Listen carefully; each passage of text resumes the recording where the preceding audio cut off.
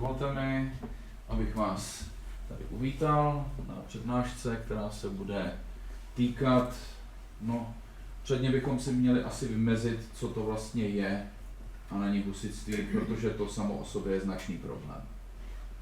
Protože já jsem si tady nakreslil několik značek, tohle nám bude symbolizovat papeže, tohle nám bude symbolizovat husity, respektive protestantismus, tohle není prosím vás polská vlajka, to je ještě vlajka českých vlastenců, tak jak vypadala za Františka Palackého, Riegera a celé generace 19. století. Pak jsem tady, tohle prosím vás není skautský znak, tohle je znak Francie, to nám bude reprezentovat Janus Arku, současníci našich husitů. A konečně tady máme úplně mimo, nemůžu to vybarvit červeně, protože tady je paragraf, ale bude to reprezentovat, řekněme, marx-leninskou perspektivu. Takže celý problém se bude odvíjet od toho, jak na něj budeme nahlížet. Pokud se budeme na to dívat pohledem náboženských hnutí, tak logicky budou husitství vidět jako náboženský problém, čistě náboženský. Ale pak nám z toho vypadnou ty další roviny. Typicky materiální rovina, protože husitství nebyla jen změna v tom, že tady máme najednou tolerovanou nějakou herezi. Došlo tady k poměrně značnému přeskupení majetku v rámci zemí koruny české a k tomu se taky dostaneme. Samozřejmě se to liší podle toho, ke komu se kdo hlásí. Husitskou perspektivu nám tady bude sem tam reprezentovat kronikář Vavřinec z Březové, případně konvolut listin neznámých autorů, kteří prostě, já jsem to napsal, tak já vím, že jsem to napsal, tak se pod to nebudu podepisovat. A ten konvolut listin se jmenuje Staré letopisy české, kde jsou různá svědectví z doby právě nejprudších bojů, jak husitů s křižáky, kumány, tak samozřejmě i mezi husity. K tomu se taky dostaneme. Pak tady máme pohled vlastenecký, tady nám budou reprezentovat pohledy dvou osobností. Budeme tady vidět Františka Palackého, který samozřejmě studoval husitství, pořídil nám první rozumný přepis starých letopisů českých. Není zdaleka dokonalý, Josef Emler ho pak o zhruba 50 let později udělal lepší, ale byl to pionýrský krok a proto to budeš přičteno ke cti. Ten samozřejmě měl své politické cíle, chtěl obhájit jakousi suverenitu v rámci zemí českých, takže ten akcentoval zase víc národnostní rovinu, protože se nám tady najednou objevuje výraznější dělení mezi Němci a Čechy. To už tady není nové, objevuje se to už u kronikáře Kosmase, což byl teda strašný rasista, pak se tam objevil autor takzvané Dalimilovy kroniky, ten samozřejmě taky Poláky a Němce úplně nemusel, takže ten v tom viděl i národnostní moment. A rozhodně tam přítomný je, protože husitství se odehrávalo hlavně teda v Čechách a na Moravě, ve Slezsku zas až tolik ne. Dostaneme se k důvodům, proč to tak je. A do té národnosti bych měl samozřejmě zahrnout i Tomáše Garrigua Masaryka, který přišel s opravdu fantastickou teorií, že husitství je vlastně předstupeň humanismu, že husitství, reformace, 19. století a Československo to je jeden proces národnostní emancipace směrem k mnohonárodnostnímu státu a řekněme kosmopolitnímu pojetí občana. No, to byla velmi odvážná teorie, už v jeho době jistý profesor Josef Pekař, autor výborné knihy Kniha o kosti a vůbec špičkový historik mu říkal, že to je pitomost, že to nejde. Nemůžete poměřovat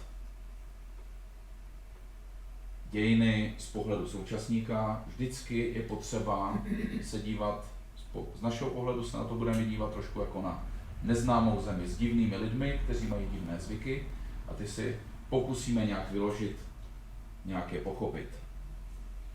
Nebudeme se to snažit zapojovat do nějaké další tradice, to nám nebude úplně fungovat. Protože každá kultura má svůj různý kód. Ale to už je strukturalistický pohled, to už je Lévi-Strauss, to už jim nebudu komplikovat. Pohled Francie nám tady reprezentuje Jana z Arku, která napsala husitům naštvaný dopis nechte toho vy neznabozy, nebo si na vás došlápnu.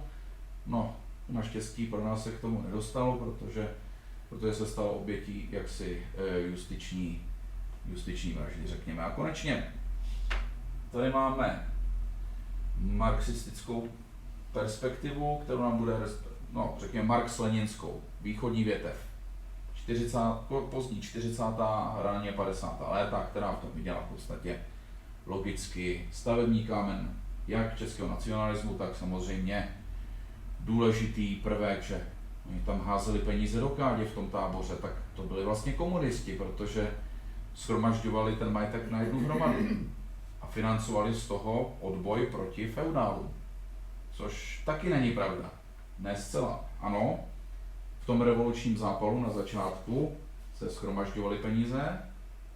Dokonce víme i o tom, máme zprávy ku podivu od papeže Pia II., dříve známého jako Enea Silvia Piccolominiho, k tomu se taky dostaneme. Jeho pohled je takový komplexnější, ten rozeberu samostatně. A ano, ten moment tam byl, protože vlast je v nebezpečí, musíme všichni přiložit ruku k dílu, ať se ubráníme. No ale pak, když od nebezpečí pominulo po bitvě na Vítkově, tak se ty věci začaly vracet do starých kolejí. Takže objevuje se nám tady zase šlechta, nová husitská šlechta, k ní se taky dostaneme. A ty ženy, objevují se nám samozřejmě i ženy, které znají písmo. Je to dokonce vtěleno i do těch artikulí, že svobodné hlásání slova Božího. 4 artikuly. Ty tady napíšu zvlášť.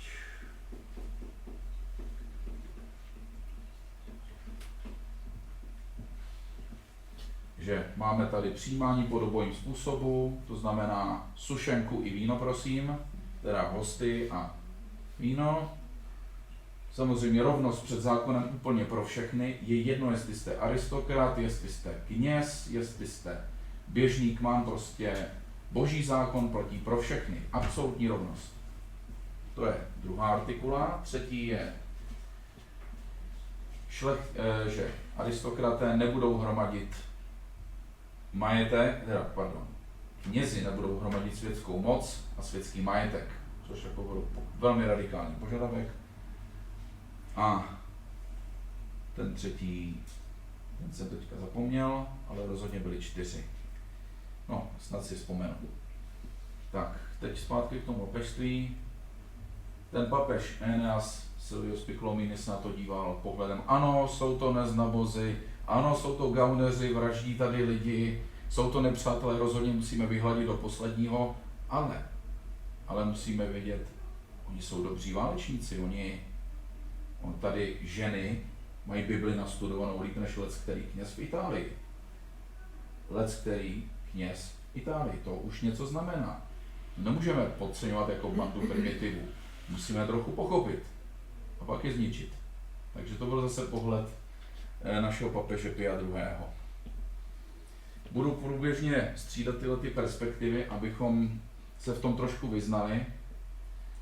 A rozhodně nechci to nazývat jako čistě náboženské hnutí, ani čistě národní hnutí, ani čistě sociální, bo jakkoliv jinak budeme tomu prostě říkat husitství a řekneme si něco obecně, budu se to snažit zhutnit na absolutní minimum, a abychom se pak dostali k tomu, jak do toho zasahuje náš domov.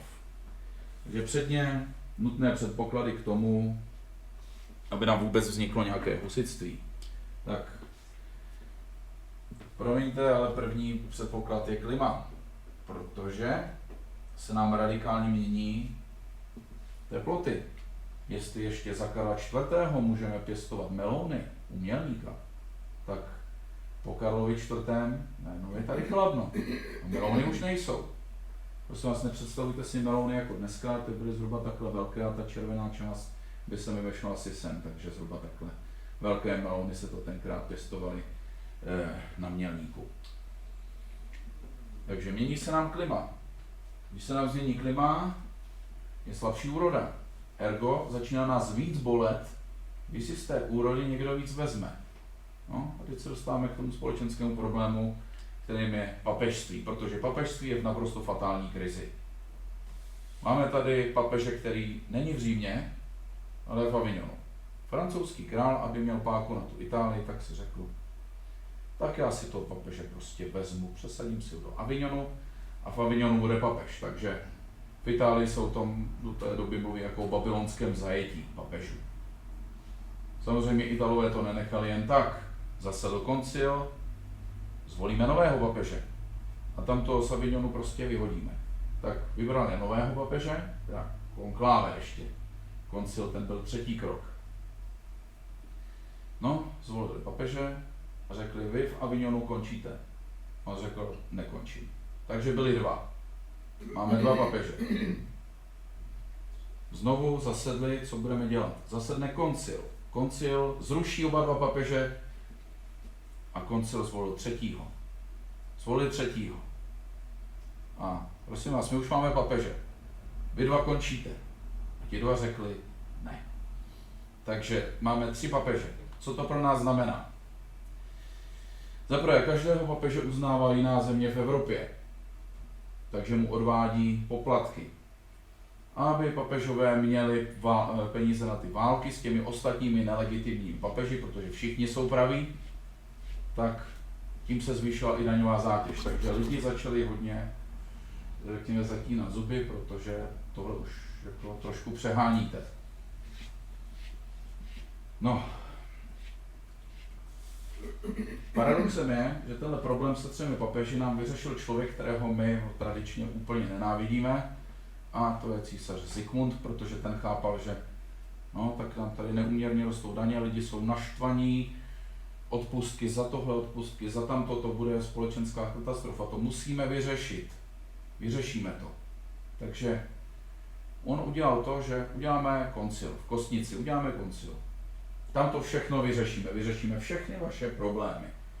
A vyřešil to opravdu po kmotrovském stylu, protože nejprve zašel za papežem, který byl v Římě, ten druhý, Jan 23., to byl taky slušný polomafián, Rodrigo Borgia nebyl zdaleka první, a řekl mu, tak ty to složíš.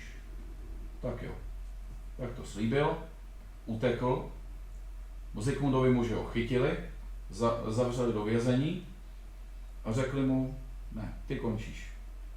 A tomu třetímu se stane přesně to, co tobě. Takže jo. Takže pak už Jan 23. nekladl žádný odpor, ten další to složil. A ten poslední už nám zvolili nového papeže, Martina V. Že máme tady podstatný problém. Ta cela, ve které skončil ten Jan 23., tu uprázdnil jistý Jan Hus, co byl vedlejší program toho kostnického koncilu, a ten na tom koncilu v Kostnici schořel.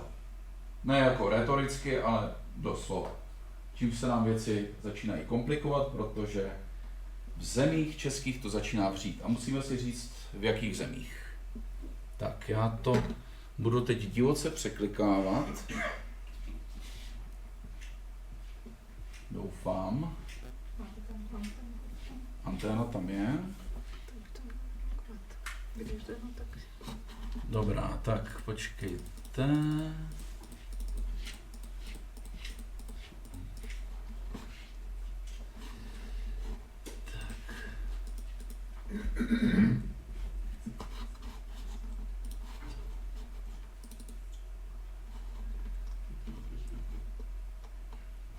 Tak, tady to máme.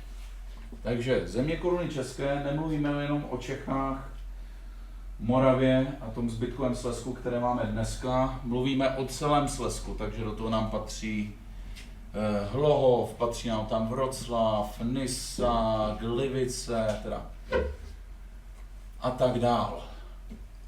A to Slezsko převážně mluví německy, jenže naše husitské hnutí mluví zásadně česky, čím vzniká zásadní problém, protože ti Němci to nechtějí chápat.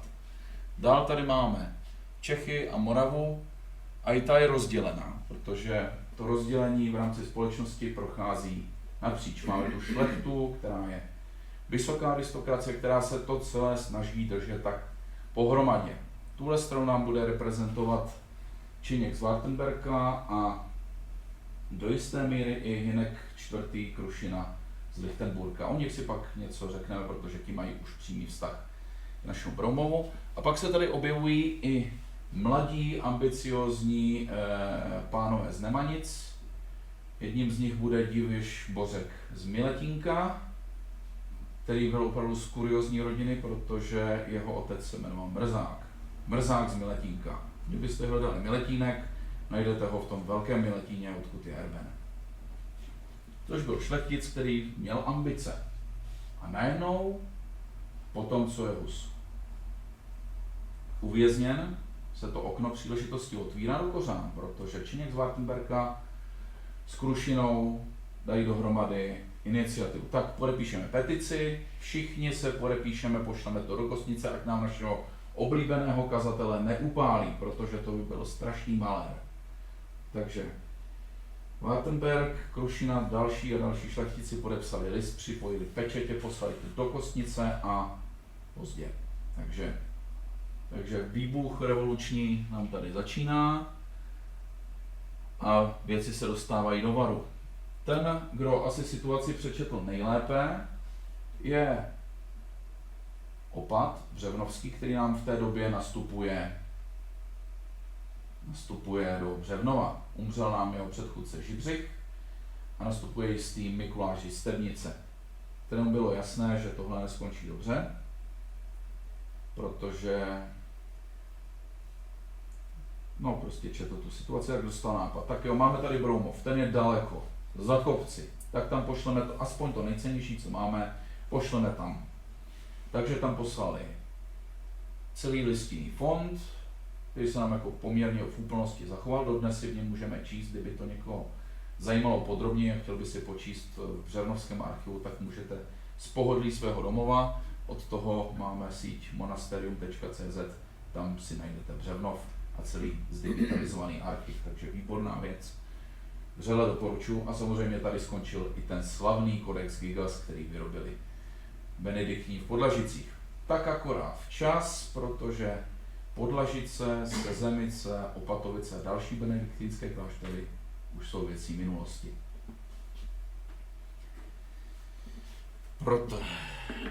Takže v roce 1420 se nám benediktíni přemysťují sem, což pro nás má klíčový význam, to je ta rovnováha se jenom převáží. Jestli Broumov byl z začátku taková kolonie, tak teď už to je opatství. Opatství je tady. Břevnov je zničen během roku 1420, během bitvy o Prahu a hlavně o Vítkov. Dokonce zajmou 9 mnichů, 2 z nich upálí, takže Mikuláš to přečetl velmi dobře. Takže opevnil se tady a snažil se to nějak překlepat. No a pak se nám věci začínají zadrhávat úplně na jiném místě. Teď budu zase trochu kreslit.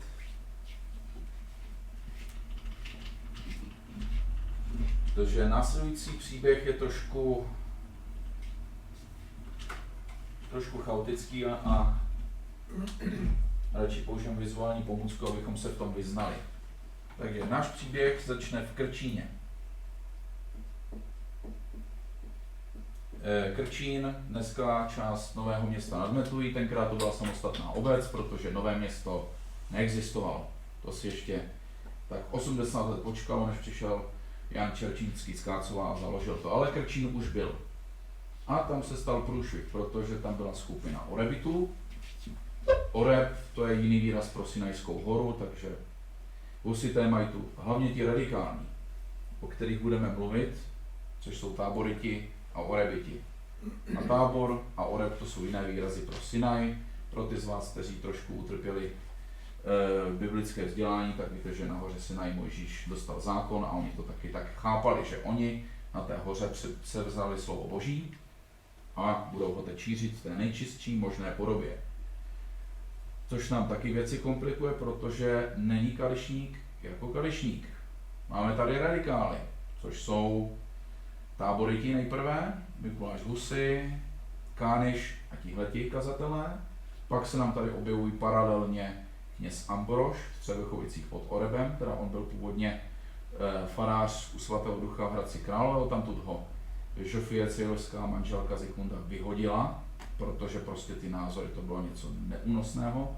Tak on sebral lidi, zbuntovali je, šli na horu Oreb v Třebechovicích a tam se začalo formovat jiné radikálně husitské hnutí. Pak tu máme stranu Prahy, která, můžeme říct, působí jako ta klidná síla, která se snaží samozřejmě trošku ty věci uklidnit a současně taky prosazovat určitou liberalizaci v rámci církve. Ale nás teď budou zajímat Orebiti. No, ti Orebiti by měli pobožnost v Krčíně v kostele, a jenže co se nestalo, tam vtrhl Hynek Červenohorský. Jan, to se uvádí v jiných dokumentech. Takže Hynek Červenohorský a zpustošil tam celý kostel, byl to hotový masakr. Takže zmasakroval Orebity v kostele. Pozdější záznamy pak citují, že dokonce vzal kalich, který sloužil na té bohoslužbě a napojil z toho svého koně, ale to je prosím vás pozdější výmysl, ten co byl v 16. století a v jeho popularitě hodně napomohlo, že to citoval i Jan Amos Komenský, takže i když to je učitel, tak prosím vás nevěřte všemu, co říká. Takže ano, byl to masakr, ale takhle potupným způsobem teda ne. Takže Hynek Červenohorský, spokojený sám se sebou, se vrací do Jaroměře, kterou taky nemáme daleko. To je město, kterému patří, je to vlivný východočeský šlechtic a Husiti jsou opravdu hodně naštvaný, takže tam pošlou vojsko. Vojsko tam dorazí, začne obležení. A Jaroměř jsou naprosto zoufalé situaci. Jsou obklíčeni, dochází zásoby, dochází voda, tak volají o pomoc, kam to jen jde. Rozešlou posly, takže odtud pokračuje posel daleko všemi možnými směry, ale dojde až do jednoho místa, to je Vratislav, čili Břeclav, čili Vroclav. Vratislavskému biskupovi. A vratislavský biskup, tady nám mordují katolíky, tak pošleme posily, pošleme do Jaroměře, zachráníme katolíky v Jaroměři. No, ten poštovní průměr v 15. století byl znatelně horší než dneska, takže než ten posel došel do té Vratislavy, tak Jaroměř už dávno kapitulovala. A donesly se pak jim zprávy, že ti husité zmordovali ti, co se všichni vzdali, takže ta zuřivost byla úplně, to je prostě porušení všech válečných pravidel, jaká tehdy byla. Oni se vzdali, oni vám předali město, měli jste nechat jít a vy jste je pobili, vy zvířata. Takže vztek úplně maximální. Z Vratislavy jdou přes Bromov a sbor vede jistý Konrád Olešnický, který nám tady bude vystupovat poměrně často. Jeho portrét jsem bohužel nesehnal, což není u šlechticů z 15. století žádný div. Pak si ukážeme, že ty portréty, které máme k dispozici, jsou naše představy toho, trošku mladší představy toho, jak mohly vypadat. Tak Konrád Olešnický se Slezany došel do Bromova a odtamtud nevíme, co se stalo, jestli jako to se tady nevyznali, jestli jako bromovský opat Mikuláš ponoukl, zbijte ty psy v Polici, udělejte tam pořádek, protože rozdíl mezi Bromovem a Policií byl samozřejmě jasně daný. V Policii jsou ti neznabozi, Bromováci zůstali při katolické víře, tam opět zafungovala ta jazyková hranice, že husitské učení se šířilo v podstatě jedině v češtině. Německý prostor tím byl zasažen minimálně. A pak reformace za Martina Luthera, to už je zase jiný příběh. Takže sbor Konráda Olešnického dojde k Ostaši a tam proběhne onen nechvalně známý masakr 23. května 1421. Hora Ostaš. Jen si trošku nastíníme tu situaci.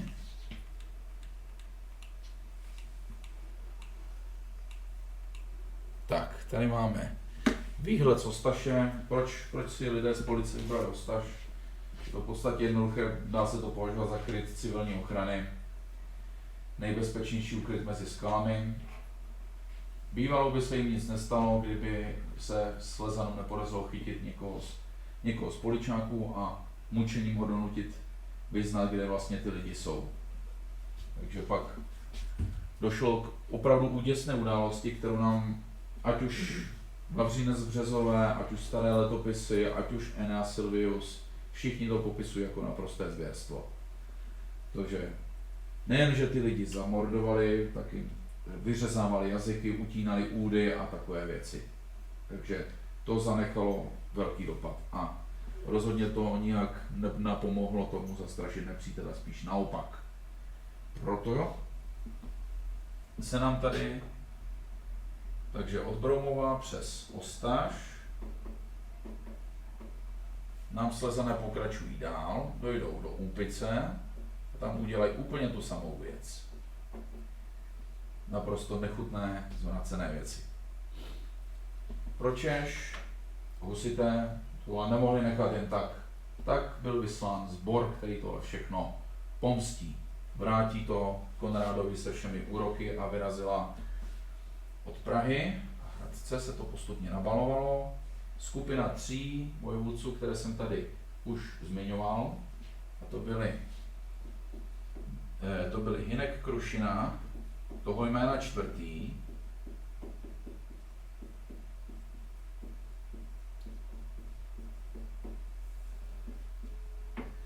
Pak Čeněk z Wartenberka.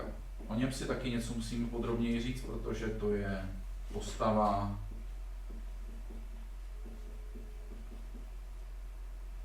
Wartenberka, která naprosto zásadním způsobem změnila chod celého husitského hnutí. A konečně kněz Ambrož.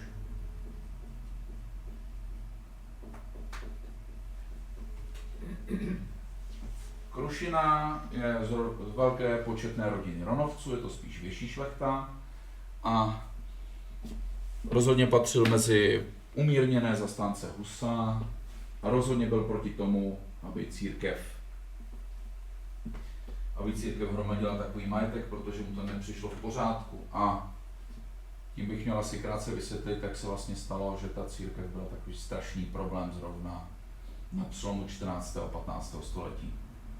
Karel IV. Byl vynikající politik, ale vsadil na jednu kartu a to byla právě církev. Protože věděl, jak dopadli poslední Přemyslovci, že otec jeho Jan měl silnou opozici právě ve šlechtě, takže té šlechtě úplně nedůvěřoval z toho důvodu. Někteří z vás byli na přednášce Pole orná a válečná, kde jsme si vysvětlovali, jak takový feudální systém fungoval, že král rozmisťoval ty feudály, udílal jim území tak, aby to pro něj bylo nejvýhodnější. A to též platilo i církevních lénech. Církevní léna měla pro krále i tu výhodu, protože v zásadě se nedědí v jedné rodině, takže když umře nějaký opat, biskup, tak ho vystřídá nějaký jiný.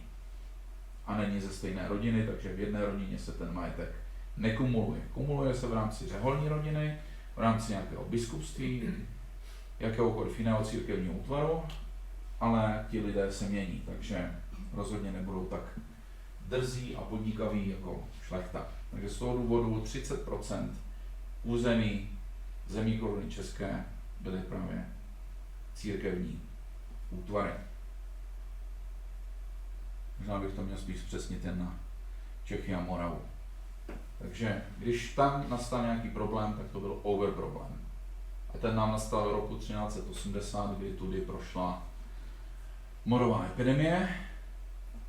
Knězi byli samozřejmě v první linii, protože musíte zaopatřovat mrtvé. Takže ti nejlepší kádrové, kteří nám tady zabezpečovali pohřbívání, tak ti nám umřeli i na ten mor.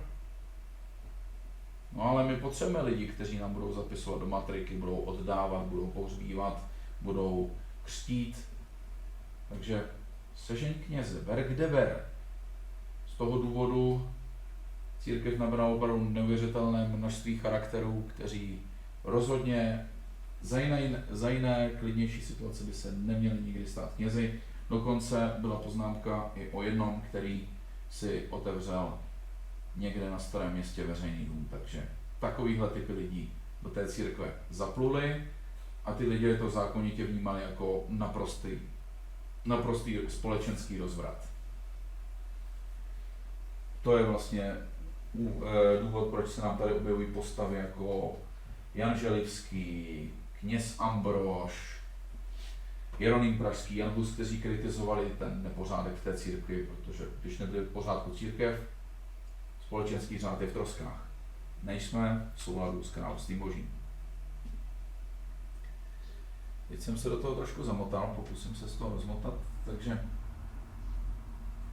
Jinek Krušina tedy rozhodně je kritikem církevního řádu, ale současně je to vysoký šlechtic, takže nemá úplně zase potřebu rozbourat status quo. Naopak ho spíš bych chtěl upevnit. Takže Krušina nám vystupuje jako spíš ta klidná síla konzervativního typu, která chce určitou společenskou nápravu, ale zase odsamcať. Pak tady máme Čeňka z Wartenberga, zemský místodržitel, kterého možná si někdo z vás vybaví z filmu Proti všem v úlisném podání Václava Vosky, tak takhle nevíme přesně, jak vypadal. A rozhodně bychom neměli o něm mluvit jako o čistém gaunerovi, protože on byl člověk mnoha barev. Za prvé to byl, jak už jsem zmiňoval, člověk, který inicioval ten stížný list, který došel do Kosnice. Poskytl Husovi útočiště na Kozím Hrádku. Dokonce to byl on, kdo donutil heřmana z Middelheimu, což byl biskup, aby vysvětil na hradě Lipnice, který si tady ukážeme, první husitské kněží. Což je mimochodem pro reformované církve, ať už myslíme Československou církev husitskou, ať už evangeliky, zásadní moment, protože nám teda aspoň rámcově ukážeme. Tak, tady máme filmovou verzi, doufám. Ano, tady ho máme. Ten oblek tak plus minus odpovídá, ale jak vypadal v obličeji, nedokážeme přesně říct. Tak, tady máme část želivského kláštera, nejstarší křídlo, teda už renesančně předělané, ale můžete v tom rozpoznat ještě tu gotickou dispozici. Takže zhruba tak. A kde pak máme to, co jsem hledal. Tady ho máme. Teda zrovna jsem nevychytal dobré počasí, ale hrad Lipnice nedalek mezi Humpolcem a Pelhřimovem. Vřele doporučuji k návštěvě to místo s opravdu mohutným géniem loci, nejen kvůli tomu, že se tam vysvětili první husičtí kněží a ten biskup pak abdikoval, protože s tím nechtěl vůbec nic společného. Wartenberg ho k tomu donutil takřka násilím. A jestli někdo z vás četl dobrého vojáka Švejka, tak pod hradem Lipnice je hospoda u Koruny České a tam Jaroslav Hašek, který se sem během jednoho bujeného výletu dostal a už neodešel, tak ten tam to psal. A mimo jiné tam je vnuk Jaroslava Haška obsluhuje, takže určitě doporučuji k návštěvě, to jen odbočuju. Čeněk z Wartenberga má tyhle nespochybnitelné zásluhy o husitství. Taky se účastnil Čáslavského sněmu, který se konal těsně po obléhání Bromova, kde jako byla sestavena jakási zemská vláda a byl vyřčen úmysl, že ano, Zikmunde, můžeš tady vládnout, když přijmeš 4 pražské artikuly. No a Zikmund řekl ne. Takže bylo třeba hledat jiného krále. To ponechám stranou, vrátíme se k Čeňkovi. Čeněk je před Bromovem, vede trestnou výpravu s Hinkem Krušinou, ještě tady má radikálního kněze Ambrože, velkého přítele Jana Želivského z Prahy, podobně revolučně zapálení lidé, kteří prostě chtějí všechny ty zlořády zlikvidovat. A dostanou se tíhle všichni v Romovu, kde trůní Mikuláš z Jisternice, má tady posádku silnou Konráda Olešnického, jeho Slezanů a začne obléhání. Obléhání trvá poměrně krátce, během něj se splaníruje Poplužní dvůr. Kdybyste hledali Poplužní dvůr, tak ten najdete. Ten byste našli tam, kde je dneska Penny Market. Najdu vám tady zhruba ukázku. To, co asi zbylo, je toho velmi málo, ale něco přece. Tady máte zbytek Poplužního dvoru, který byl zakomponovaný do opevnění města z roku 1380. Město je velmi dobře opevněné, obléhatelé nemají děla. Ani trebučety, nic takového. Takže co teď? Můžeme vyhladovět, to bude trvat dlouho. No a mezi tím se může stát spousta jiných věcí, takže Wartenberg a Krušina vymyslí plán. Tak, uděláme to takhle. Ambroži, poslouchej. My si vezmeme výpalné, necháme tam nějakých mizerných 100 slezanů, zbytek musí odejít. To je v pohodě, ne? No a kněz Ambrož se na ně obořil pohledem a není to v pohodě. Což byl taky důvod, proč nám hyne Krušina postupně vypadává ze hry. A Činěk z Wartenberga taky má problém, protože souhlasili s naprosto nevýhodným mírem. Vy jste tady nechali 100 chlapů ozbrojených a vzali jste si výkupné a odešli jste. Jo? To byl hodně špatný nápad. Z toho důvodu hyne Krušina vyklízí pole, stahuje se z vedení Orebitu a nastupuje nám tady nová postava, Diviš Bořek z Miletínka. K němu ten nám tady taky dělá pár akcí. Teda ne přímo během obléhání,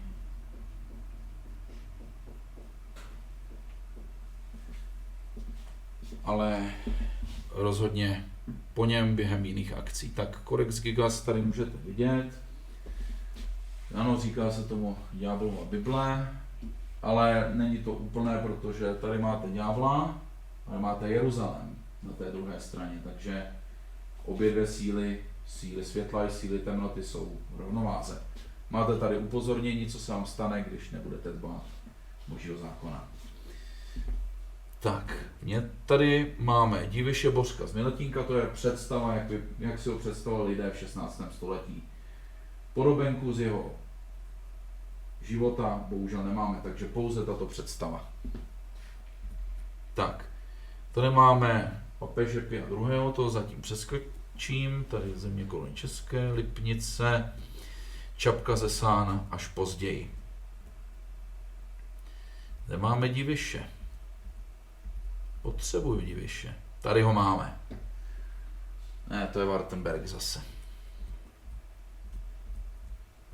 Dobře, Diviše vám neukážu. Krušinu vám můžu aspoň zprostředkovat.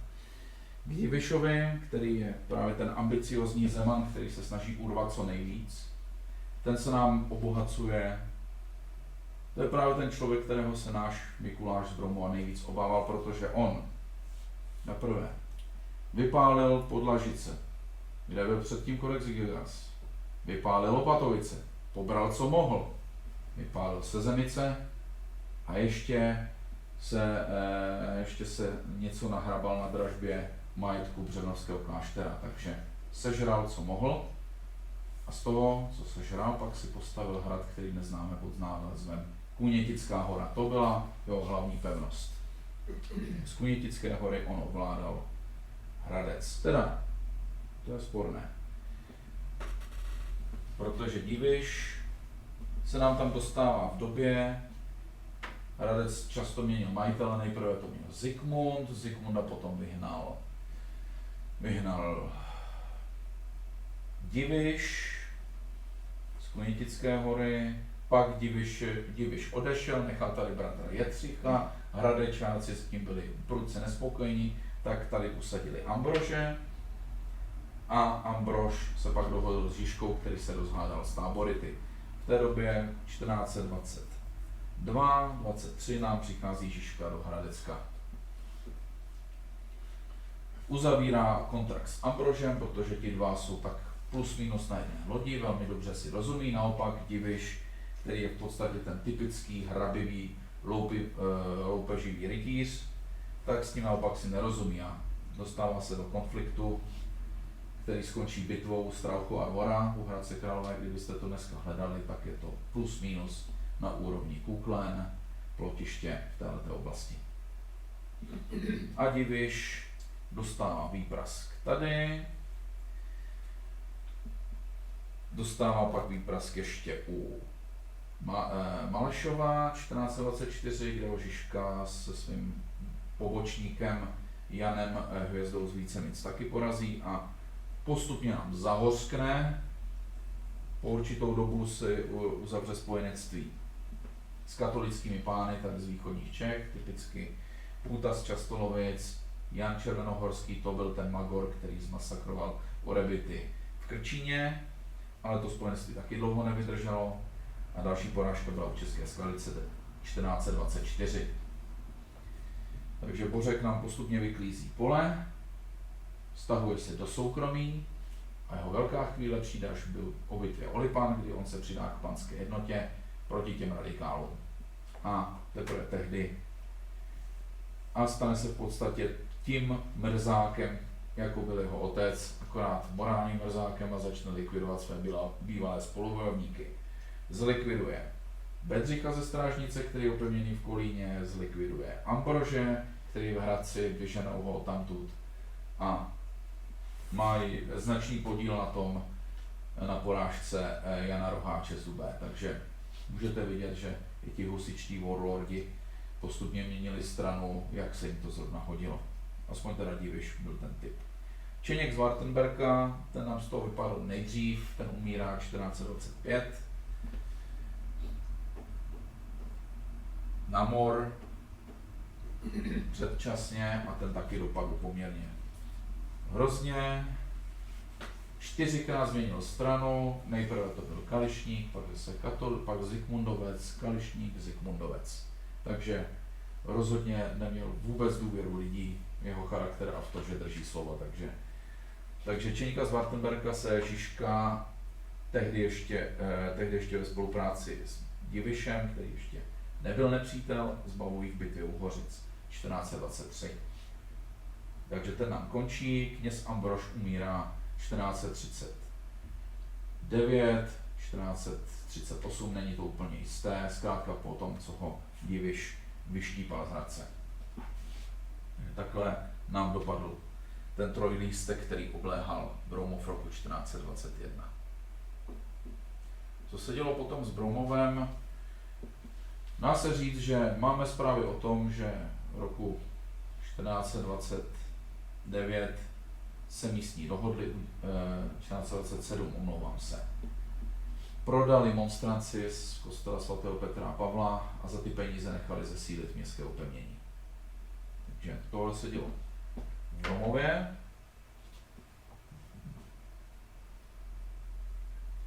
Ale jinak se dá říct, že protože tady byla poměrně silná posádka Slezanů po celou dobu, tak v Bromu už se nic tak hrozného nestalo. Ano, objevuje se záznam z Vratislavské kroniky, že opat zase vytáhl na Ostaš, ale to je omyl, prosím vás, oni prostě dvakrát zreplikovali události z Ostaše. Žádné druhé obléhání Ostaše roku 1435 nebylo. Ale stala se jiná věc. Opět se vrátíme k našemu Krušinovi, protože ten nemá dost. Krušina měl bratra Jana a roku 1435 dopadl jeho bratr velmi žalostně. Dostal se, to už bylo po Lipanech, to už v podstatě radikálové prohráli a už byli na ústupu.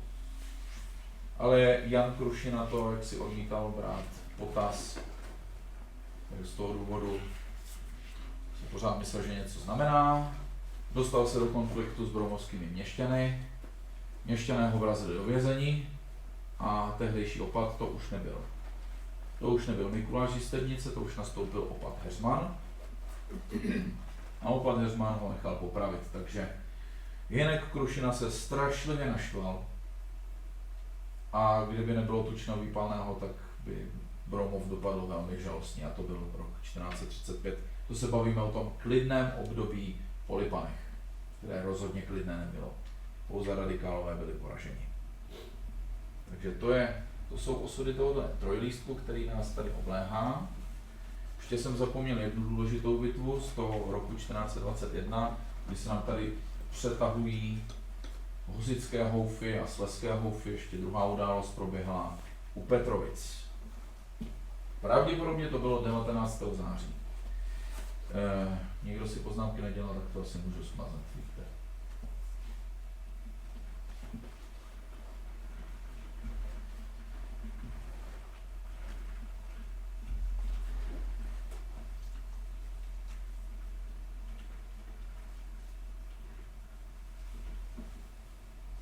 Takže 19. září 1421 Petrovice. Co se stalo? Já nakreslím tu osu, takže Krčín, Jaroměř,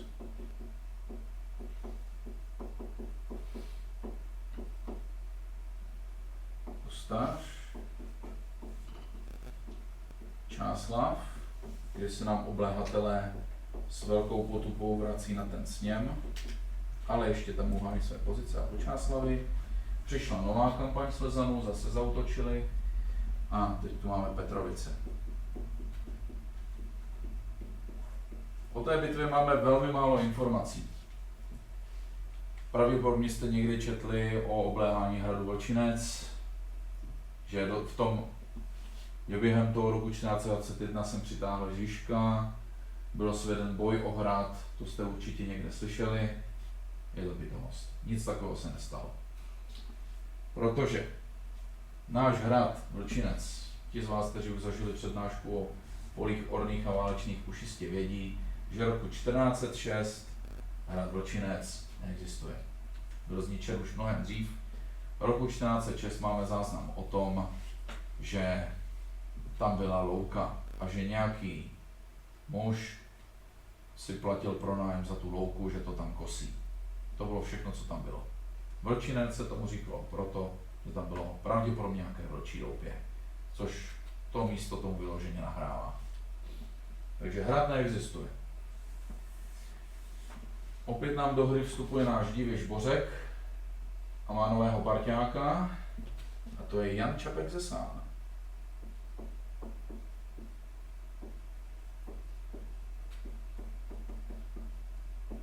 Ten nám do hry ještě vstoupí, jako dá se říct, poslední generace. Jan Čapek ze Sán. Zná to někdo v okolí Nymburka, Poděbrad? Byli jste tam někdy? Tak tam je obec Sány mezi Nymburkem a Poděbrady, tak tam odtud pravděpodobně pocházel, ale nevíme. Tak tam došlo ke střetnutí Slezanů a dvou těchto husitských velitelů. No. Čapka si ukážeme, on to byl docela divoch. Kde pak ho máme?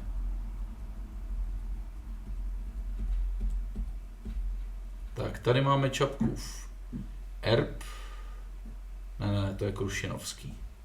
Tady ho máme. Tady máme stvárnění z 19. století. Jan Čapek ze Sán utíkal z bitvy od Lipan. Jan Čapek byl neuvěřitelný člověk. Zaprvé mluvil se o něm jako velmi schopném veliteli, velmi talentovaný, velmi iniciativní, ale taky velmi sebevědomý, až chvástavý a velmi horkokrevný. Takže Jistě uhádnete, že ta bitva u Petrovic, o které víme málo, dopadla tak, že Díviš Bořek a Jan Čapek dopadli žalostně. Slezané si na ně počíhali, pravděpodobně některé z těch soutěsek Metuje nebo Ledvujky, nevíme přesně. Oni se ukvapili, rozložili vozovou hradbu předčasně a Slezané se na ně sesypali a zatlačili je zpátky až k Náchodu, takže to je celý průběh té bitvy, kde to přesně bylo, nevíme. Pravděpodobně někde kolem té slavné Vavřenovy lípy. Ale to je odhad jen podle toho, že se tomu občas říká Žižkova lípa. A mělo se za to, že Žižka tady obléhal ten zločinec a že zastřelili toho houslistu v té věži a pak teprve ten hrad padl, což je jiráskovský výmysl, nic takového se nestalo. Byla bitva, ale hrad v ní nebyl. Pravděpodobně to byla nějaká zákeřnost a bylo po všem. Takže pánové se stahují, Jan Čapek ale nebyl člověk, který by se snad vzdával a to Slezsko vyzval znovu. Vyzval ho roku 1430 něco, teď už přesně nevím. Až budete někdy v Náchodě, v Bělovsi, v Kauflandu, kolem toho prameníku, tak někde tam proběhla bitva u Náchoda. Jan Čapek vedl boj, který chtěl vyrazit do Slezska, protože musíme si uvědomit, že už jsme tady několik let ve válce. Není tady moc co jíst, už není moc co ukrást, musíme jinam. Musíme do Polska, musíme dolů na jih, do Rakouska. Máme i záznamy o slavném českém vinobraní, kdy prostě husité z Moravy vtrhli do Rakouska, pobrali sudy a úplně na mol opilí se vrátili domů. Jan Čapek, ten jeho pokus na Náchodě dopadl taky blbě, opět rozpustil hradbu předčasně, takže Slezaného opět zatlačili zpátky. Ale nakonec se do toho Polska přece dostal. V tom Polsku u Baltu pomohl Polákům proti řádu německých rytířů a vysloužil si tam velblouda. Ten velbloud, to je story, to vám povím. Tak Čapek si jako dovezl obrovskou trofej, exotické zvíře a šel obléhat Plzeň. Ukážeme si plzeňský erb. Snad ho tu ještě někde máme.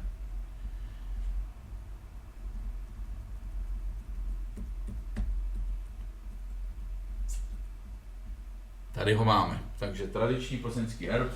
Proč je tam sakra ten velbloud? No jednoduché.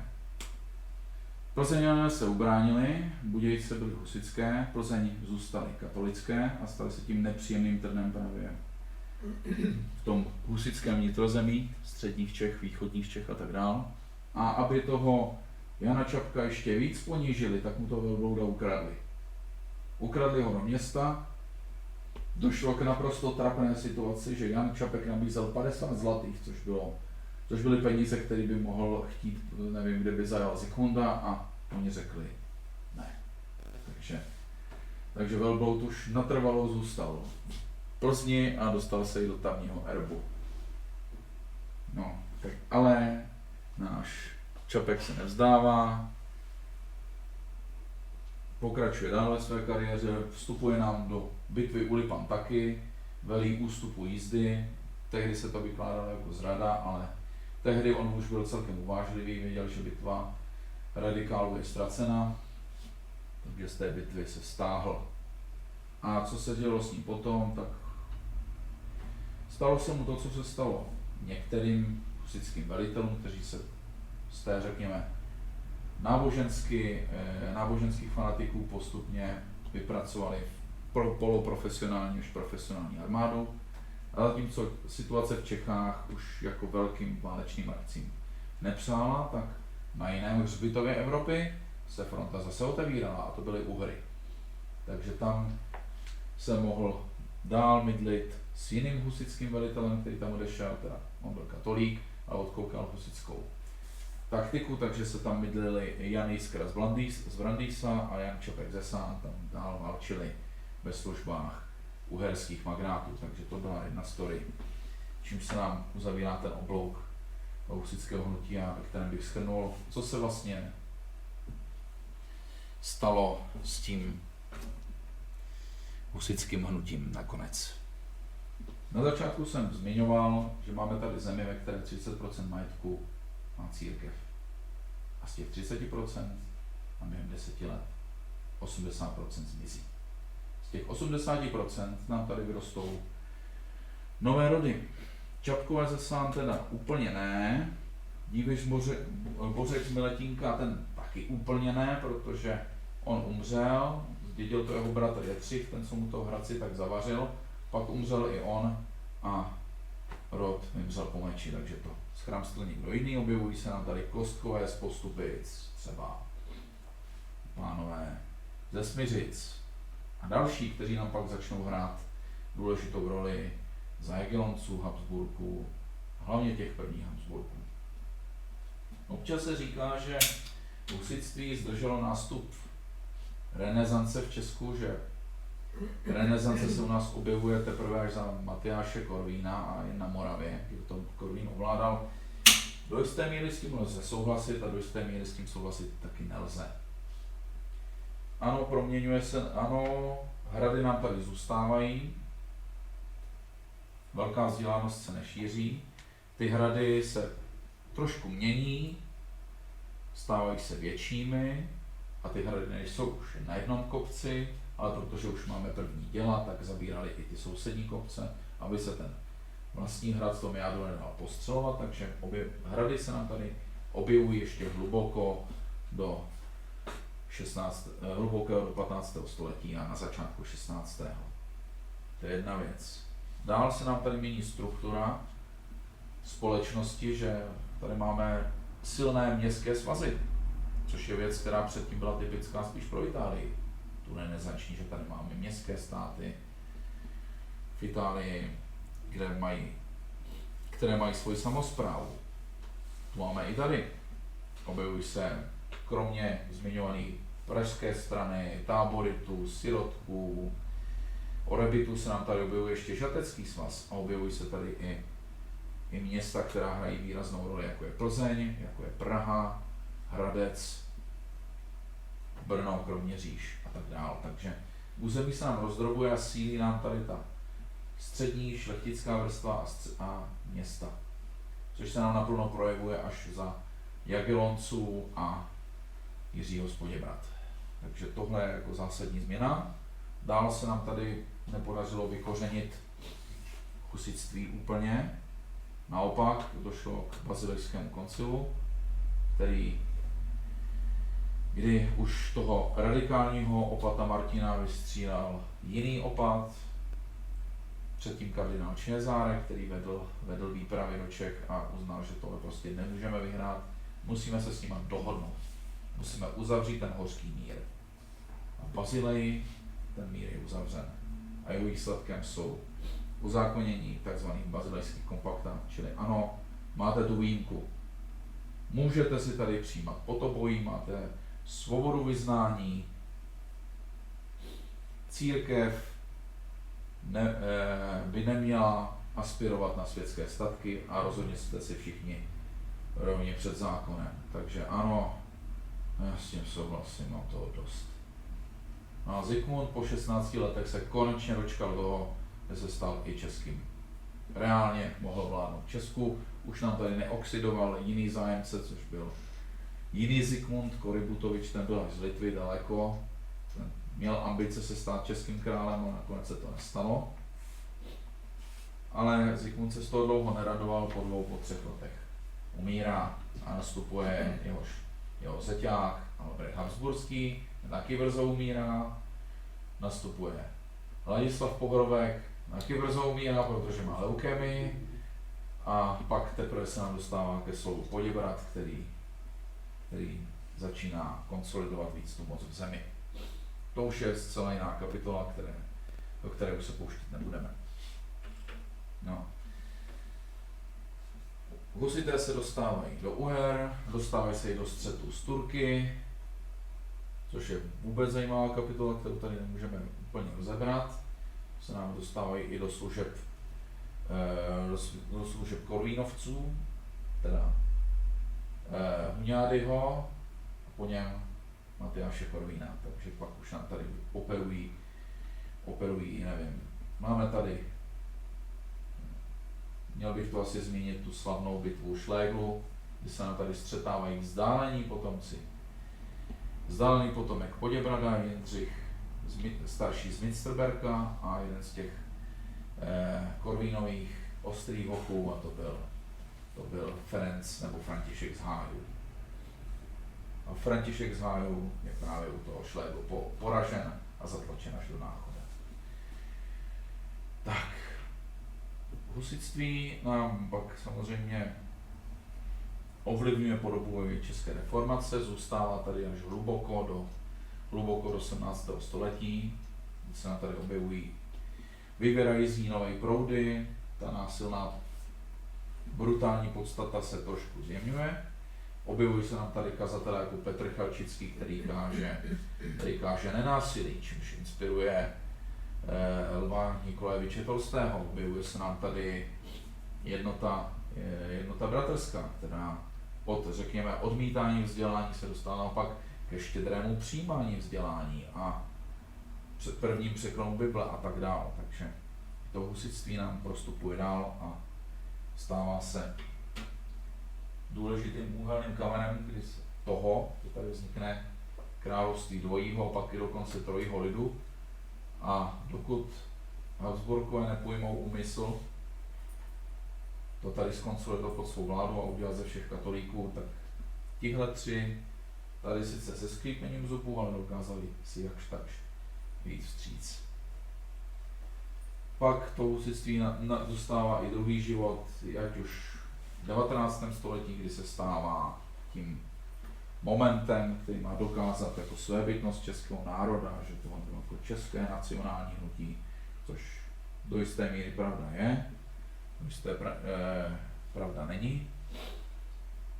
Vidí se v tom i záblesk právě kvůli tomu Chelčickému, v tom Masaryk viděl záblesk českého humanismu a jeho tradice, která pak prostupuje dějinami, což mu, jak už jsem zmiňoval, ten jistý pekař rozmlouval. A pak se nám tady objevují i různé jiné interpretace. Tím bych asi řádný výklad zakončil. Kdyby se chtěl někdo něco zeptat, tak určitě můžete, teď je ten prostor.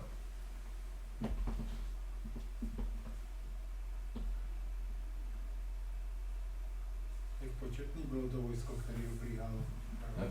No, to je zajímavá otázka, protože musíme si uvědomit, že ty kroniky, které vycházely, samozřejmě přeháněly. Takže určitě pokud jste viděli film Proti všem, kde operují tu představu štílené masy 100 000 vojáků, tak vydělte si to, prosím vás, aspoň 20, protože reálně uživit největší vojsko, které jste mohli v té době uživit, řekněme 35-50 tisíc, a to už jsme opravdu na hraně logistických možností, takže tady se bavíme spíš o nižších tisícovkách, ale víme to, že ztráty v Petrovicích a tady byly zhruba tak v řádu stovek, takže spíš tak kolem 1000-2000 mužů. Odhadem. Ale v tom obléhání Bromovem se mluvilo o 20 000. Ano, právě, ale to není pravda. To bylo spíš ty dva, se obávám. 20 000 to je tady moc. byly jenom 3 dny, pak museli jít No, zmizet. nemuseli zmizet, ale No, byli spočítali si to tak, Jo. že takhle.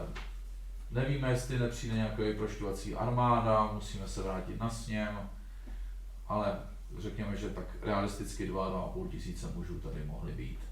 Ale přesný zápis o tom není, nikdo si prezenčku nevedl. Vždycky to jsou odhady a vždycky musíme počítat s tím, že ten pisatel mohl mít nějaký umělecký záměr, aby oslavil svého zadavatele. Kolik to procent obyvatelstva v českých zemích zůstalo potom? No, vy se na to díváte hodně osvícenecky, protože my nemáme přesné statistiky obyvatelstva, to se nám objevuje až za Marie Terezy, takže můžeme odhadovat, ale první realistický odhad můžeme mít tak zhruba k době 30leté války. To tak, řekněme, osciluje to, pokud se dobře pamatuju, mezi 1 až 4 miliony. Spíš k tomu 1 milionu to bylo. Co bylo předtím, vždycky musíte uvažovat o tom, že země jsou rozdrobené, každá ta vrchnost se samozřejmě zodpovídá panovníkovi, je to prostě kočko pes, každý si to vede tak, jak umí. Tak ono dost se dá vyčíst z těch záznamů církve, třeba 1406, jo, 1467, tam jsou přesné popisy, kolik která vesnice měla. Ale to jsou pouze daňové záznamy, nevíme, kolik je tam. No to jsou, ale byly tam aspoň rodiny, kolik rodin tam v tom, které vesnici byly. To ano, to rozhodně je, ale to jsou benediktní a ti mají v tom účetnictví docela pořádek. Pak jsou tady jiní feudálové a tam už ta evidence by mohla být. I Polícko to mělo vlastně v tom roce 1406, tam ten... To je všechno právě. My máme to štěstí, že to všechno bylo v Břevnovském archivu. No. Takže u nás dobré, ale co dělá takový půtové z Častolovic, No, tam ne. to už je divočina byly. Nemůžeme si to představit, že máme tady jako stabilní katastr, máme matriky, tohle všechno je dílem až řekněme mnohem pozdější doby, řekněme tak pozdního 17. století. A benediktinské záznamy jsou poměrně ucelené, že jo? Ano, tady představu máme, ale přiznám se, nestudoval jsem to do velkých podrobností. No to je uložený. Ale můžete se k tomu samozřejmě v monastériu vrátit. Případně vám můžu, pro vážné zájemce, mám tady i edici toho břevnovského kolbáře, je to teda v latině, takže můžete se pak podívat do podrobnějších záznamů ke každé vesnici. To je ten 1406? 1406 je to v latinské edici, překládá to právě zmiňovaný Josef Emler. No pak už 1431, že jo? To byl taky takový docela zajímavý kolbář. Měl jsem důležitou věc. Zásadně se nám mění struktura toho břevnovského roku 1435, protože opat Heřman přikupuje Meziměstí. 1434. 4, pardon. Je přesný záznam v archivu. Já vím. Mám listinu, kopii. Takže 1434 Heřman přikupuje Vižňov, Meziměstí. Víceméně mu ji darovali jeho bratři. No, ano. Jo. Což byli páni z erbu Třmene, kteří měli Vižňov horní a dolní. Je to tak. Nebudu učit. Ne, nechci vám do toho. To je v pořádku. Ano, tady tohle se rozhodně změnilo. Takže pokud vnímáte určitý výrazný rozdíl mezi obyvateli Romova a Meziměstí, tak není to náhoda. Takže ti se připojili až tak po 200 letech a tam už určité rozdíly i v nářečí to bývalo mezi Němci slyšet. Tvrdil pan France. Nevím, čím to dokládá. Ale rozhodně tam jako znatelný rozdíl byl. Tak. Já se chci zeptat, husité měli nějaký vzor jako z minulosti, třeba templáře, nebo odkud si měli jako nějaký vzor? Jako, no, tak ideologicky vycházeli z vyklefiánství, protože, ale to mluvíme pouze o Janu Husovi, Jakoukovi ze Stříbra a Tomáši Štítnem ze Štítného a tihleti vycházeli z Wyclifova učení, ale to nepředstavujte si to tak, že prostě si to přečetli a revoluční jiskra zapálila, to v žádném případě to trvalo. Celý ten proces od Husa až k tomu prvopočátku, kdy se tady objevuje ještě za Karla IV. Konrad Waldhauser, tak trvalo 40 let. 40 let se ten kotel společenské nespokojenosti tlakoval, než to konečně vybouklo. Jste zmínil zajímavou postavu Johanku z Arku a její vzkaz do Čech, to teda promptně nechali, že? Ano. A kterou teda ty Francouzi odsoudili a pálili dřív, než stačila tu svoji hrozbu naplnit. Já vím, že to je co by kdyby, ale co by se tak mohlo stát, kdyby teda schromáždila nějaký vojsko vytáhlo? Obávám se, že ona měla dost starostí, to mi přijde jako nereálná hrozba, naprosto nereálná. Neadekvátní možnost ten Francie, která prostě veškeré zdroje, které měla, napnula v boji proti Anglii, která okupovala ten sever od Orléanu výš. Na to, jestli by tady strhla za sebou nějaký stoupence. No tak slezani tady určitě byli, ti byli vysoce motivovaní k tomu spráskat husity na jednu hromadu, ale nepomohlo to, nešlo to. Občas se zadařilo, když jako jste potkal v boji nějakého horkokrevného velitele, jako byl náš Čapek, ale nepodařilo se to vykořenit. Husité, ano, měli spory mezi sebou, vedli mezi sebou boje, výrazně se lišili v té teologii, ale současně, jak našlo ohrožení Zněžka, ať už jde o kruciátu nebo výpad Slezanů, tak se dokázali sjednotit. V podstatě komunisti nás učili něco v tom smyslu, že husiti vedli něco jako třídní boj, takové hlouposti, ale spíš mě zajímalo, jestli existuje nějaký odkaz toho husitství Do dnešního doby. Co asi tak si z toho můžeme vzít? To je složité. To je složité, protože to je otázka na každého z vás. Jak každý z nás bude tu dobu vykládat jiným způsobem. Já jsem se tady snažil zahrnout různé pohledy a jedna věc je, jak se ta věc skutečně stane a jak se pak bude vyprávět. A vždycky záleží na tom člověku, jak ji bude vyprávět, jak se to stalo. Já z toho můžu udělat takovou šarádu, že trošku z nich udělám horkokrevné pitomce jak z černé zmije, ale to je jedna z možných variant, protože já to radši nakreslím, aby to bylo trošku zřetelnější. Můžete si to představit jako skládačku, ale nemáte všechny dílky, dokonce nemáte ani většinu dílků, dokonce máte jen 10% dílků. Takže občas vám nějaký dílek do dalšího zapadne, ale tady třeba úplně nějaký chybí a máme tu spoustu volného místa. Nemáme portréty těch lidí, nevíme, kdy se narodili, víme maximálně, kdy umřeli, případně kdy něco zdědili, něco koupili, něco ukradli a je o tom pořízen nějaký záznam. Takže pole působnosti, jak to vyložit, je velmi široké. Ty letopisy nejsou příliš dlouhé, je to v podstatě jedna tlustší kniha, ale vyšla od nich už celá knihovna knih, takže takhle bych to nějak zobecnil. Někdo v tom může vidět inspiraci, žijte v pravdě, v mravnosti, protože tím je zaručen společenský pořádek, jako Masaryk. Někdo v tom může vidět, ano, tohle byla velká chyba, měli jsme být poctivější, měli jsme prostě dodržovat svoje vlastní pravidla. To by si řekli katolíci. Pak by tady nedošlo k tomuhle politování hodnému bludu.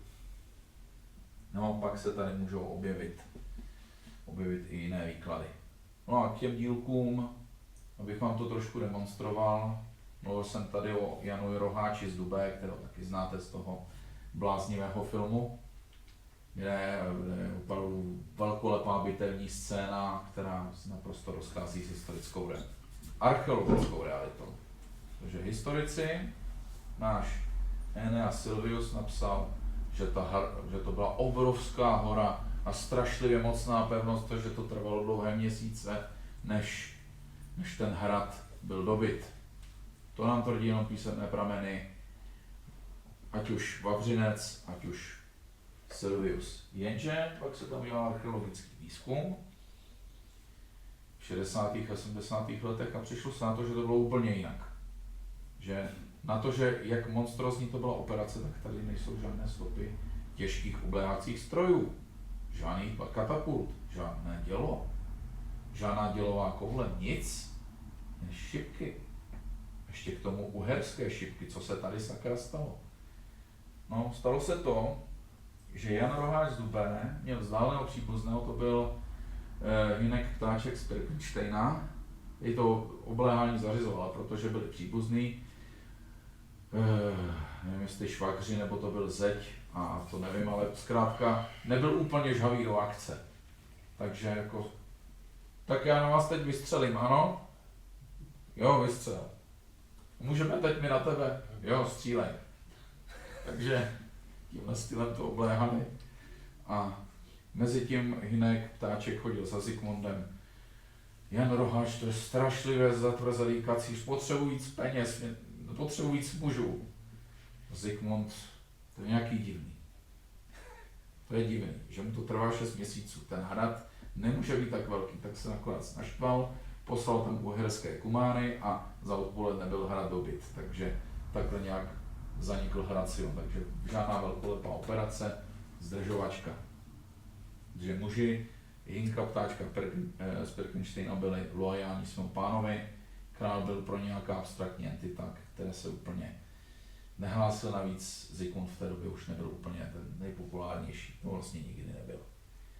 Takže může nám pár dílů skládačky doplnit archeologický výzkum sem tam. Díky tomu víme, že Vlčinec rozhodně husité neobléhali, protože tam žádné husické zbraně nejsou. Tam se našlo akorát několik, možná stovek těch šipek. No. To i teda soukromí. Doba zániku Vlčince je zhruba přelom 13. a 14. století. Podobné stopy se našly v Polici, dokonce i na Ostaši, takže se předpokládá, že to během povstání Lva a Tyčka, takže o 100 let a něco dřív zaniklo. Ale je to, jak bych to řekl, nejvyšší možná pravděpodobnost, jistota v této oblasti prostě není. Takže máme se na tu dobu dívat jako na dobu chrabrých válečníků, Ne, žádné případě. kterými si teda třásla celá Evropa. No, tak. No, tak oni sami ty husiti nakonec přecházeli třeba na druhou stranu, začali válčit s Polákama nebo za polského krále proti nám. Nebo na... Můžete, já si je spíš představuju jako... To byli vlastně takoví profesionální bojovníci, kteří bojovali za prachy. Máme tady naprosto nekompromisní velitele, jako byl Žižka, který byl loupeživý rytíř a kolem té 60 došel k závěru, ne. Já prostě chci udělat jednu věc v životě správně. Šířit boží zákon, takže ano, měl jsem grobiánský život, bojoval jsem u Grumbandu, okradl jsem kde koho, stačilo, mám toho dost. Pak tady byli převlékači kabátu, jako byl Hynek, ten úplně ne. Jako byl Čeněk z Wartenberga, který měnil stranu podle toho, jak to bylo pro něj aktuálně výhodné. Pak tam máme Diviše, který nám zahořkl proti husitství, přechodně se spojil s katolickou opozicí a pak zase vplul do tábora umírněných husitů. Nakonec to vzal na milost. Takže je to případ od případu. Nedá se úplně říct, že to všichni byli chrabrí. Rozhodně byli osobně stateční, někteří bláznivě riskovali, jako náš Jan Čapek,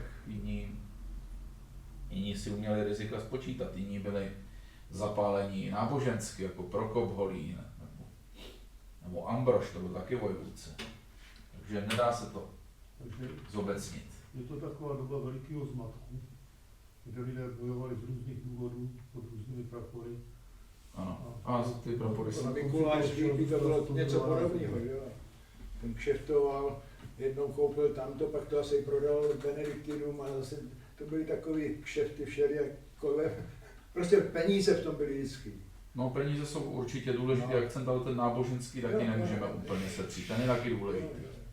Zvlášť u těch lidí, jako byli Kániš, jako byli Mikuláš z Husy, jako byl biskupec z Pelhřimu a to byli lidé, kteří bránili pražské artikuly před Basilejským koncilem, takže je to, nedá se to zobecnit. Prostě ve výsledku vždycky záleží na tom konkrétním člověku, jakých pochází poměrů, o kterých my máme dost mlhavou představu. A jak se vyvíjí dál, že rozhodně bych odmítal to dělení na padouchy nebo hrdiny, protože tím si nutně zkracujeme možnosti výkladu, protože člověk může být za jeho života padouchem i hrdinou, že když si vezmeme, nevím, já bych použil nějaký aktuálnější příklad, aby to bylo trošku zřetelnější, tak řekněme,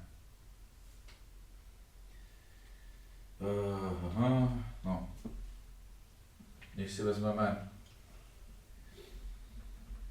takového Gustáva Husáka, to bude perfektní příklad. Tak Gustáva Husáka můžeme vidět jako osobně velmi statečného člověka, protože byl v odboji za druhé světové války velmi riskoval. Byl to člověk, který současně byl jako pro slovenskou autonomii a současně to byl člověk, který ke konci života se propůjčil tomu, že tady dělal převodovou páku z Kremlu, který tady vnucoval určitou agendu. A je to jeden člověk a každý moment svého života vystupoval jako někdo úplně jiný. A přitom je to pořád ten samý Gustáv Husák, nebo Ludvík Svoboda, ten taky měl svou hvězdnou chvilku a pak, ano, to měl tuhle hvězdnou chvilku, pak v Legiích a pak samozřejmě byl to ten člověk, který budoval ten represivní aparát kolem února 48, který infiltroval STB armádu a spolupracoval na tom, že ti republikáni demokraté odtamtud zmizeli a dostali se tam více lojální lidé, takže pořád mluvíme o stejném Ludvíku Svobodovi, stejně tak můžeme mluvit i o Zápotockém, který byl určitě osobně statečný odborář a současně to byl člověk, který nám tady oznámil, že žádná měnová reforma nebude a okradli kdekoho, takže pořád, jakmile dáme tomu člověku nějakou škatulku, tak zákonitě nám zbyde hodně věcí, které se nám do té škatulky nevejdou. Takhle bych to asi hodnotil. Teda to nám skončilo, to husitství. No. To je jenom návod nechčení. No a stejně tak, když bychom, no a pak když tady máme Husa, kterého potkalo to štěstí, že v podstatě v té škatulce nám skončil. Nežil dál, stal se mučedníkem. Takže ano, v tom momentu jeho největší osobní integrity on schořel. Já otázka, když ano? to nakousl, měl Hus nějakou šanci, že by nedopadli do padu? Ano, mohl odvolat. On to neudělal. To je právě na tom ten silný moment, že ano, že prosím vás, buďte člověče trochu rozumný, my vás nechceme upálit, tak kdybyste mírnil ta některá svá vyjádření, ne. No jim to ani nešlo moc do krámu totiž, upálit. No, ano, že to by to něco... No, nehodilo se to úplně, ale stalo se, takže Jeroným a Hus uhořeli. A způsobilo to, čeho se všichni obávali. Že Čechy byli ve varu. Každopádně si myslím, že tenkrát jako dnes platí jedna taková vlastnost, že Češi vždycky uměli dobře počítat. No, tak rozhodně to není italský styl válčení, kde se lidé kvůli malichernosti byli schopni vyvraždit do 4. generace, jako jak nám to popisuje Dante v Božské komedii, kde v pekle defilují davy jeho nepřátel z Florencie, tak tohle tady rozhodně není, tady jsou lidé naprosto... Můžeme často pozorovat, že Češi se chovají naprosto pragmaticky, to je velmi častý rys. Extrémně pragmaticky. Budu bojovat za víru, když mi to něco vynese. Ano, i takoví lidé tady byli a byli lidé, kteří nepočítali. Těch mnoho nepřežil. No, ano. Když se rozvíjí kolem sebe, tak... No, tak ano. Ambrož dožil v Kolíně, Koranda ten taky zahynul, Bedřich ze Strážnice to taky dostali, Želivského 1422 to taky zlikvidovali, takže ano, ti zásadoví ti. Bych to měl shrnout slovy, všech dobrých rodáků zůstaly jen potvory.